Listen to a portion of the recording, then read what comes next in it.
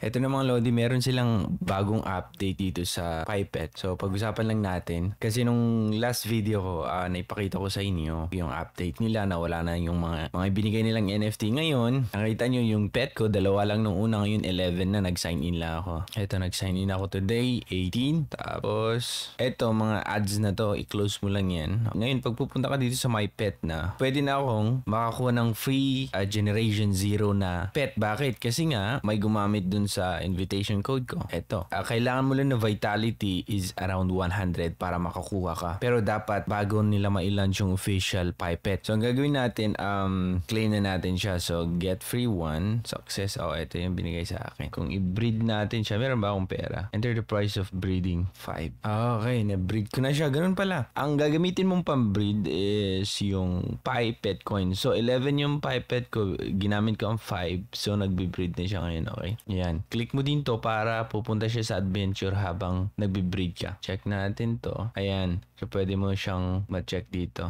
Me, him. So, ganun lang. May nagtanong kasi paano daw meron siyang vitality mga 200. So, pwede mo nang makuha. Punta ka lang sa pet dun sa profile mo. Dito, sa my pet. So, kinuha ko na sa akin, di ba? Ayan, oh. Click mo lang to. Pwede mo nang makuha yung pet mo. So, meron pa akong 982 na invitation na pwedeng magamit. Okay? Pwede nyo i-check dun. May mga ibang NFT din na project. Okay? Pwede nyo matignan dito. Okay? Click nyo lang to. Punta kayo sa home ng Pipet nyo. Click nyo yan. Pag makita nyo yung mga nagpa-pop up, i-close nyo lang kasi mga ad yan. Check natin itong PyChain Mall. And naka-create na ako ng account ko. And then, pwede ka mag-create ng store mo, magbenta dito. Parang sabihin na natin, parang okay? Or Alibaba, mga ganun. Pero ang gamit natin dito is Pi. So, nakita nyo dito, test pa lang. So, di natin alam kung kailan pa magiging available. So, lagi nyo i-check yung PyChain Mall na Twitter siguro kung kailan talaga sila officially magla-launch na at pwede tayong bumili sa kanila. Okay? Pwede kang maging isang seller dito. Pwede ka naman sa home, pwede ka rin bibili. For example, ito. Nasa test pa lang tayo. Okay, makita nyo. Pag buy kayo, nasa test network phase pa lang tayo. So, wag nyong ilagay yung mga wallet address nyo dito. Okay? Ang ilagay nyo yung mga test wallet address nyo para matesting nyo kung paano. Antayin lang natin yung update nila. Pero ganyan na yung progress natin. In the future, posible na tayong bumili dun sa mga Pi natin. So, yan yung PyChain Mall. May mga iba ding NFT. Ito, Pi NFT. Pi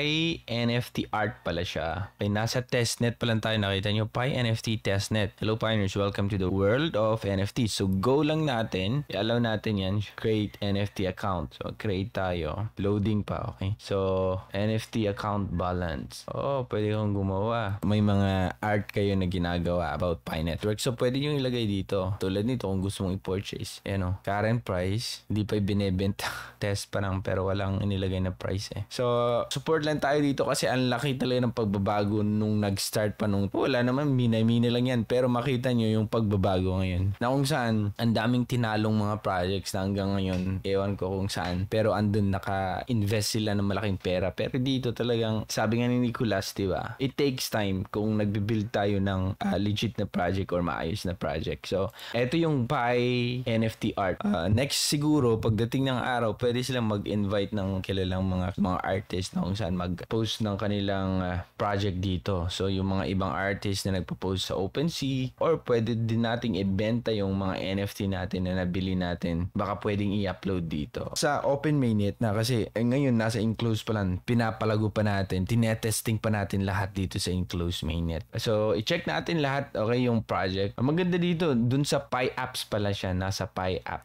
Makikita mo lahat dito. So, Pi NFT, Pi Chain, ito yung Pipet, silang trending ngayon. Pi Wolf. So, pwede nyo i-check. Ito yung mga trending ngayon. Ito sana, pwede bang ma-change sa English? Cancel.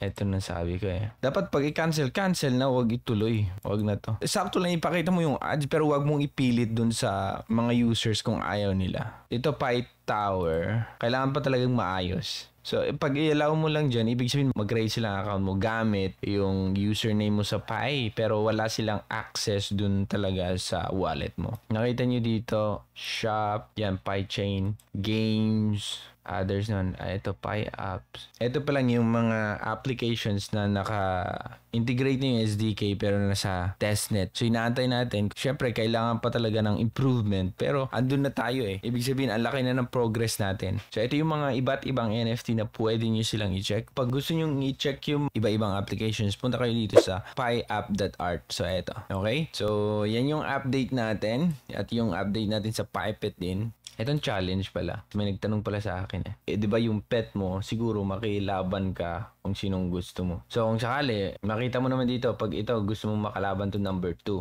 So, yung vitality, yung pi, yung vitality niya, hindi mo pa alam. So, dapat mo kilalanin muna yung kalaban mo. So, know the enemy. It costs 10 pets to know yourself and the enemy. Pag gusto mo makalala yung kalaban mo, kasi kailangan mo kilalanin, baka naman mas malakas yung pet niya, okay, kaysa sa'yo, or yung vitality niya. Di ko alam kung paano yung process. Pero, it costs 10 pet coin. So, mahirap yun. So, pag ayaw mo naman kilalanin, basta makipaglaban ka na lang, ito, mag-fight kayo. Ito, i-click mo lang to, maglaban kayo. Pero, baka naman ang lakas-lakas niya, di talo ka lang, di ba? So, ayun lang. Kasi parang may nagtanong sa akin sa challenge eh. Check nyo yan kung gusto nyo. Basta ako meron na akong pet. So, ayan mga Lodi, maraming salamat sa iyong panonood. Ako si Torogi and thank you so much for watching. Bye.